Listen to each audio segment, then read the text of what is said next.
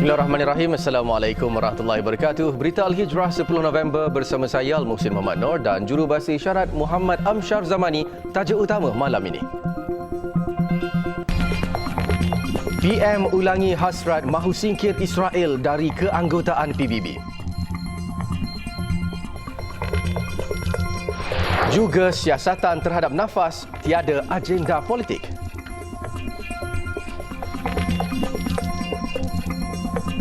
Perdana Menteri Datuk Seri Anwar Ibrahim sekali lagi mengulangi hasrat untuk menendang Israel keluar sebagai anggota Pertubuhan Bangsa-Bangsa Bersatu PBB. Kali ini beliau menyatakan tujuan itu di hadapan Presiden Mesir Abdel Fattah al-Sisi untuk meraih sokongan negara itu di dalam sidang tergempar negara-negara Arab dan Islam berkenaan isu Palestin di Riyadh yang dijadual esok. When a country refuses to acknowledge the rule, resolution of the Security Council, United Nations, neighbors, the only option is to expel them from the United Nations. Tambahnya, beliau memahami keutamaan berkait isu Palestin merupakan gencatan senjata dan keamanan. Dalam masa sama, beliau turut menyatakan penghargaan kepada Mesir sebagai pemain utama rundingan bersama Qatar dan juga Amerika Syarikat, selain usaha Kairah dalam Liga Arab, Kerjasama Islam OIC dan lain-lain. Beliau berkata demikian ketika sidang media bersama Presiden Mesir Abdel Fattah al-Sisi di Kairah. Khatib di seluruh negeri diingatkan agar tidak menyalahgunakan peranan khutbah dengan menyebarkan fitnah atau maklumat yang tidak benar. Menteri di Jabatan Perdana Menteri Hal Ehwal Agama, Datuk Dr. Muhammad Naim Mukhtar, menegaskan bahawa khutbah Jumaat yang disampaikan itu sepatutnya menjadi platform untuk menyatupadukan umat Islam dan bukan sebaliknya. Apa tujuan khutbah tu? Sebab khutbah Jumaat ni dibagi seminggu sekali. Jadi sepatutnya digunakanlah dalam tempoh khutbah tersebut untuk menasihatkan jemaah yang hadir untuk bersatu padu. Antara lain keutamaan. Ialah ada isu lain tapi mesti khutbah tadi itu peranan dia ialah untuk menyatupadukan umat Islam contohnya di negeri Kedah, di negeri Selangor, itu peranan. Jadi bukan jadi pemecah belah, apatah lagi menggunakan mimbar khutbah untuk memfitnah benda yang tak betul. Beliau mengulas mengenai tindakan seorang khatib di Padang Serai, Kedah yang dilaporkan mengupas isu pemberian kewarganegaraan kepada lebih 1 juta rakyat China ketika khutbah Jumaat. Tambahnya, Jabatan Hal Ehwal Agama Islam Negeri Kedah, JAHIK, boleh mengambil tindakan terhadap khatib itu jika beliau tidak mempunyai tauliah. Jelasnya, polis juga boleh mengambil tindakan terhadap khatib itu jika hasil siasatan mendapati khutbah itu menimbulkan ketegangan kaum. Semalam, Menteri Dalam Negeri Datuk Seri Saifuddin Nasution Ismail menjelaskan bahawa isu pemberian warga negara itu adalah fitnah. Kementerian Pertanian dan Keterjaminan Makanan menegaskan siasatan terhadap Pertubuhan Peladang Kebangsaan NAFAS tiada kaitan dengan perbezaan ideologi politik di antara eksekutif dan jemaah pengarah pertubuhan itu. Menterinya Datuk Seri Muhammad Sabu berkata beliau telah berjumpa dengan Timbalan Perdana Menteri Datuk Seri Dr. Ahmad Zahid Hamidi yang juga Presiden UMNO sebelum mengambil tindakan terhadap NAFAS. Ia bertujuan menjelaskan bahawa langkah itu tiada kaitan dengan agenda politik. Sebab spekulasinya dimainkan isu amanah nak kuasai NAFAS. Nak membuang yang orang UMNO yang bertapak itu. Sebab itu saya beritahu ke Datuk Zahid dan Datuk Zahid bersetuju 100%. Tak ada kena-mengena dengan parti politik di sini. Yang pentingnya dia pun bersetuju buat satu pemboran dan dia sebut pula nama-nama orang yang tu. Ini saya tak mau sebut di sinilah. Itu. Katanya Datuk Seri Ahmad Zahid mahukan supaya manfaat menerusi NAFAS tidak hanya dapat kepada beberapa individu tertentu, sebaliknya kepada rakyat. Tambah Datuk Seri Muhammad, tata kelola dan tadbir urus NAFAS selepas ini bergantung kepada reformasi yang berlaku dalam pertubuhan itu sendiri. Beliau yang juga Presiden Amanah berkata demikian selepas menyempurnakan Konvensyen Amanah Negeri Perak 2024 di Pusat Konvensyen Casuarina di Ipoh siang tadi. Pada 2 November lalu, SPRM memulakan siasatan terhadap NAFAS berhubung kewujudan kartel dalam pengagihan dan perbekalan kontrak baja padi yang dianggarkan bernilai 1.8 bilion ringgit. 3 pelajar tahfiz menerima anugerah murid terbilang kerana berjaya menghafaz 30 juzuk Al-Quran dalam masa 3 hingga 5 bulan sahaja. Ketiga-tiga mereka menerima anugerah itu daripada Menteri Pendidikan Fadlina Siddiq sempena sambutan sedekat tahfiz model Ulul Albab Temua.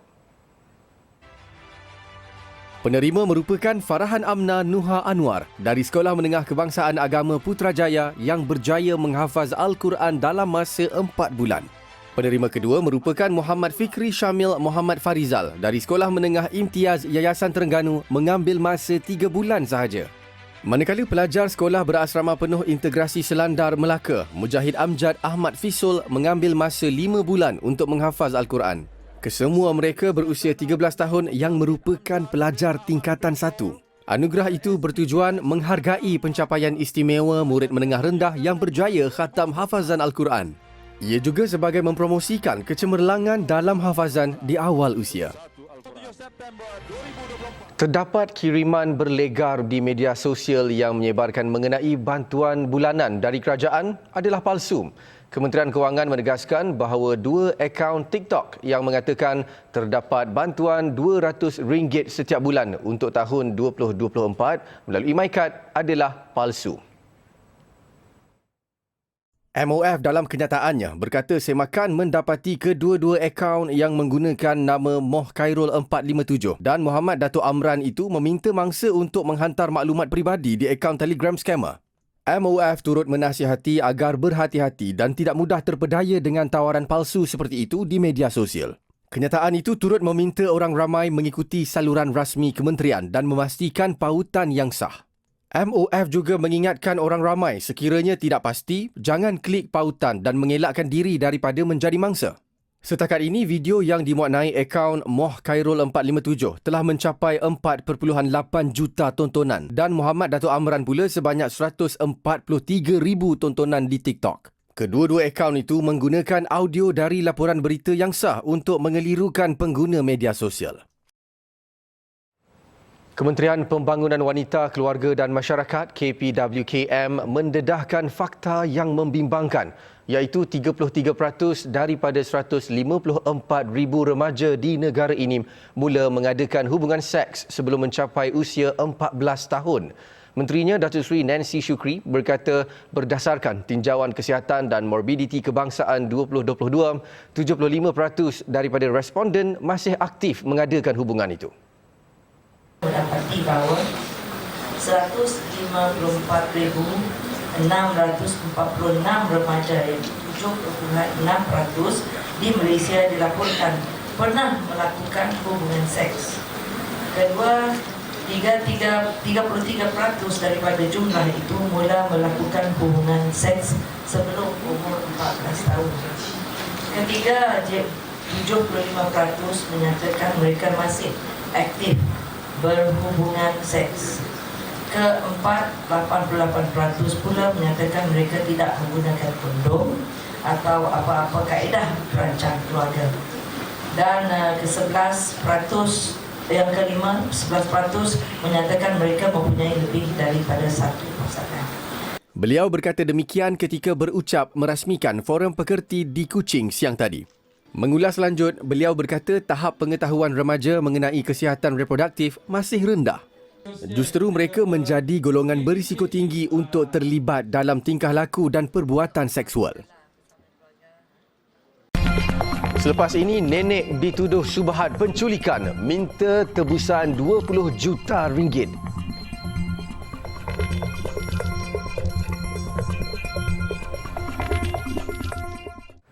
Satu lagi kejadian buli dilaporkan di Universiti Pertahanan Nasional Malaysia UPNM membabitkan pelatih tahun 1 yang mengalami keretakan pada tulang rusuk dan tulang belakang. Kejadian dilaporkan pada 21 Oktober lalu, sehari sebelum seorang pelajar tahun 2 universiti berkenaan ditekap seterika oleh pelajar tahun 4. Ketua Polis Kuala Lumpur, Datuk Rusdi Muhammad Isa berkata ketika kejadian, mangsa sedang berada di tepi padang kawat setelah selesai sesi panggil nama. Mangsa berusia 19 tahun dilaporkan mengalami keretakan pada tulang rusuk dan tulang belakang akibat dipijak oleh seorang pelatih tahun 3. Dia kini sedang mendapatkan rawatan di hospital berikutan kecederaan parah yang dialami.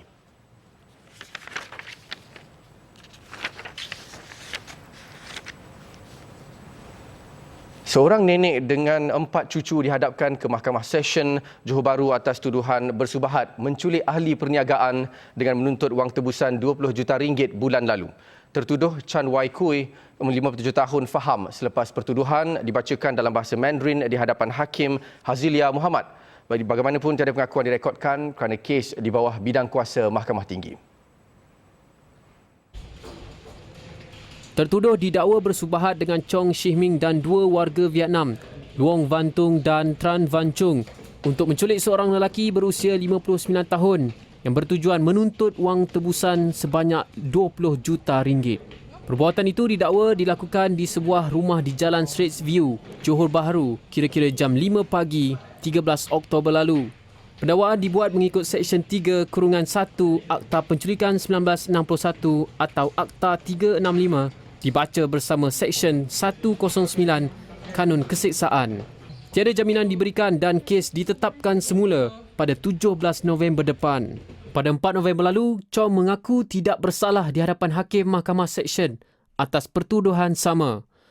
Manakala Luong dan Tran yang didakwa bersama Chong tidak membuat sebarang pengakuan kerana tidak memahami pertuduhan yang dibacakan dalam bahasa Melayu.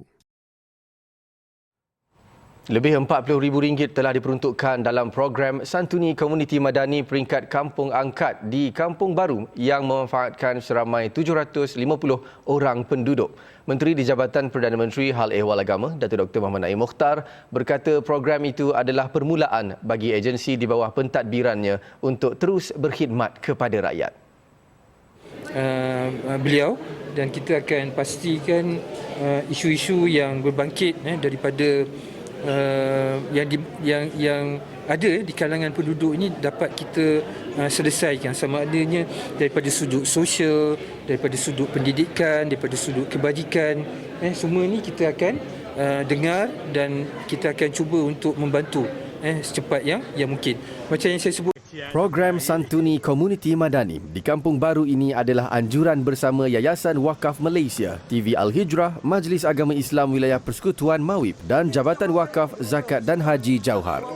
Dalam program itu, 9 aktiviti dijalankan, antaranya kayuhan prihatin wakaf, memasak bubur lambuk, gunting rambut percuma dan pemeriksaan kesihatan. Okey, baik, kita boleh 250 asnaf daripada 8 projek perumahan rakyat PPR diraikan dalam program Khatam Al-Quran Perdana Jom Celik Al-Quran anjuran Majlis Agama Islam Wilayah Persekutuan Mawib. Pemangku Ketua Pegawai Eksekutifnya, Datuk Muhammad Nizam Yahya, berkata inisiatif itu bertujuan menyemarakkan kecintaan terhadap Al-Quran, khususnya dalam kalangan golongan asnaf dan mereka yang kurang berkemampuan. Kita daripada semasa ke semasa kita akan melihat dan membuat kajian keberkesanan. Dan seperti mana yang kita nyatakan bahawa kali ini adalah kali yang keempat. Maknanya keberkesanan itu memang ada dan pada masa yang akan datang insya-Allah kita akan tambahkan lagi peruntukan dan kita akan tambah lagi PPR supaya lebih ramai lagi dapat menikmati kemudahan ini, duit zakat ini dalam bidang mentahsinkan bacaan Al-Quran itu. Tambahnya sebanyak RM350,000 diperuntukkan daripada dana zakat bagi memastikan golongan berkenaan celik Al-Quran. Katanya program itu disertai golongan asnaf seawal usia 8 tahun dan mengambil masa 7 bulan bermula April untuk khatam Al-Quran. Dalam perkembangan lain, Mawib turut memperkenalkan inisiatif Satu Pelajar Satu Al-Quran di mana setiap pelajar baharu institusi pendidikan milik Mawib akan menerima 1 unit Al-Quran. Inisiatif itu melibatkan pembekalan 5,000 naskah Al-Quran bermula tahun depan dan melibatkan dana zakat RM324,000. Program itu bertujuan membudayakan kecintaan terhadap Al-Quran dalam kalangan generasi muda.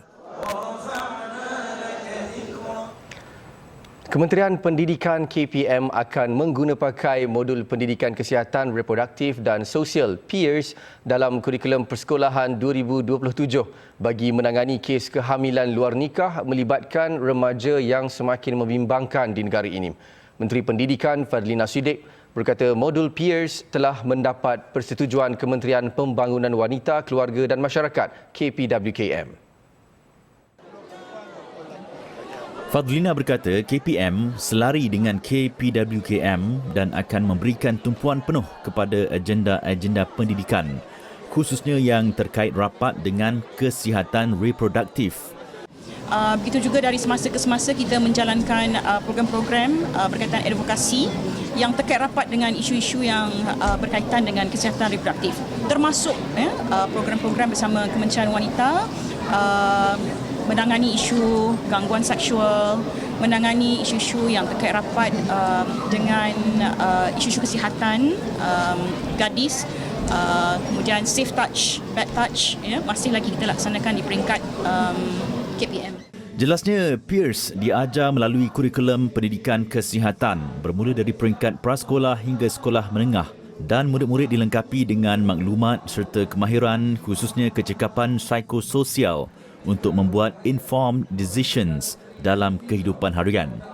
Fadlina berkata demikian ketika diminta mengulas laporan media berhubung seramai 17,646 remaja hamil di luar nikah. Terdahulu, Fadlina merasmikan program University Sains Malaysia USM, Sains, Teknologi, Kejuruteraan dan Matematik STEM Week 2024 di USM di Gelugur Pulau Pinang hari ini. Berdasarkan data Kementerian Kesihatan, sebanyak 44,263 kes kehamilan remaja direkodkan di negara ini dalam tempoh 5 tahun lalu. Namun daripada jumlah itu, seramai 17,646 remaja hamil di luar nikah. Sebagai seorang Muslim, aspek kebersihan, halalan thayyiban dan patuh syariah pasti menjadi pilihan utama ketika bercuti bersama keluarga. Melalui pengiktirafan daripada MFAR, kita tidak perlu risau lagi kerana hotel, spa, pusat rekreasi dan fasiliti lain yang mendapat pengiktirafan ini pastinya diyakini terjamin dalam semua aspek yang kita mahukan. Mencari yang halal itu adalah wajib bagi setiap orang Islam. Kini, dengan pengiktirafan Muslim Friendly Tourism and Hospitality Assurance and Recognition atau MFA, segalanya mudah, senang, malah diyakini. Hotel MFA juga menyediakan restoran halal di premis mereka. Beribadah pun tiada masalah dengan kemudahan dan fasiliti yang bersih dan selesa. MFA, kembara penuh yakin. Selepas ini, kekejaman Israel boleh merebak melebihi Asia Barat.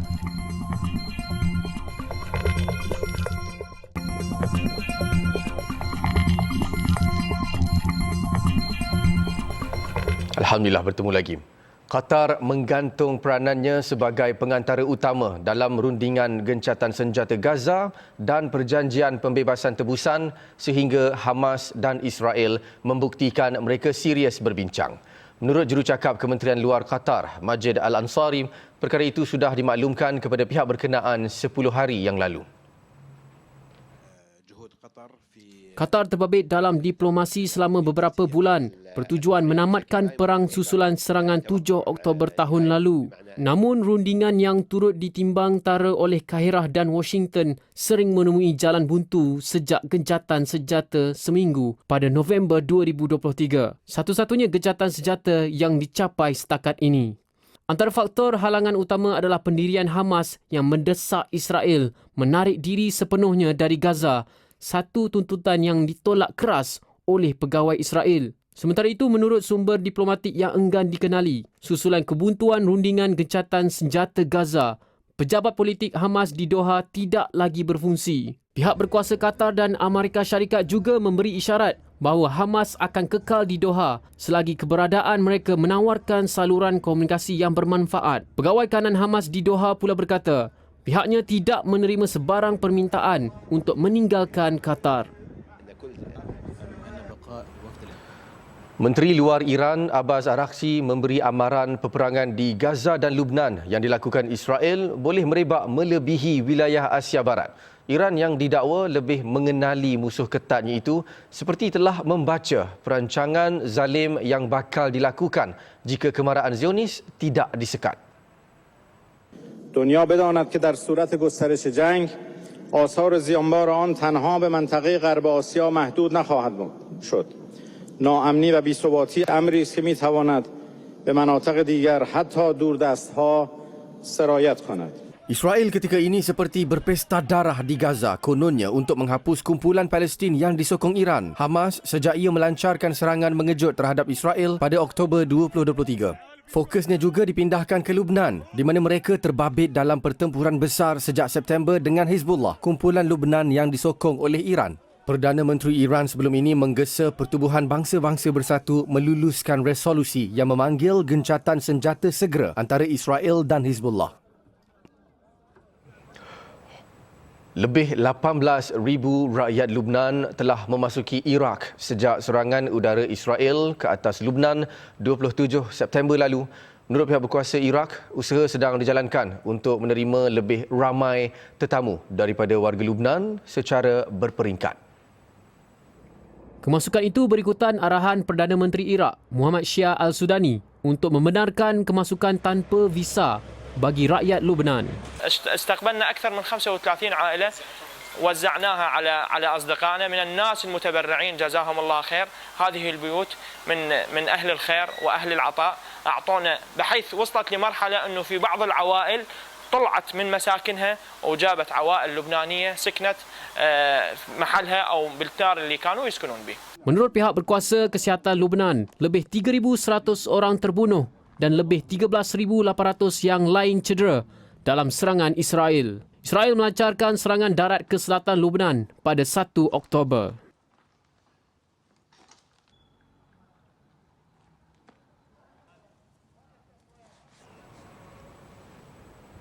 Sekian berita Al-Hijrah untuk malam ini. Jangan lupa menonton siaran langsung Globe Al-Hijrah bersama Zaim Zamani tepat jam 8.45 malam ini. Mengupas kemenangan Donald Trump dan impaknya ke atas konflik Palestin-Israel. Saya Al-Muhsin Muhammad Noor dan jurubahasa isyarat Muhammad Amshar Zamani. Assalamualaikum warahmatullahi wabarakatuh dan selamat malam.